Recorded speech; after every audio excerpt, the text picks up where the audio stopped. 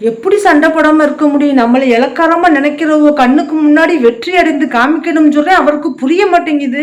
வெற்றி என்பது பணத்தை சம்பாதிப்பது மட்டும் இல்ல, மகிழ்ச்சியை தொலைக்காமல் இருப்பதும் தான்.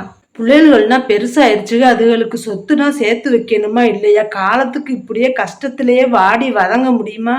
நாம் சேர்த்து வைக்கும் உண்மையான சொத்து நம் செய்யும் தர்மம் தான்.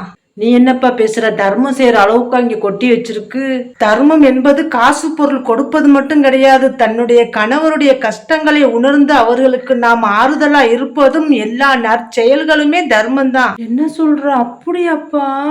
நமது நபி ஸல்லல்லாஹு அலைஹி வஸல்லம் அவர்கள் சொல்றாங்க, பயனளிக்கும் இவ்வுலக செல்வங்களில் மிகவும் மேலானது நல்ல மனைவியே என்று. அப்படியா? அது மட்டும் இல்லக்கா, ஒரு பெண்மணி தன் கணவன் தன்னை பொருந்தி கொண்ட நிலையில் மரணித்தால் அவள் சொர்க்கம் நுழைவாள். பெண்கள் சமூகத்தையே நரகத்திலிருந்து பாதுகாத்திடியா அல்லாஹ்.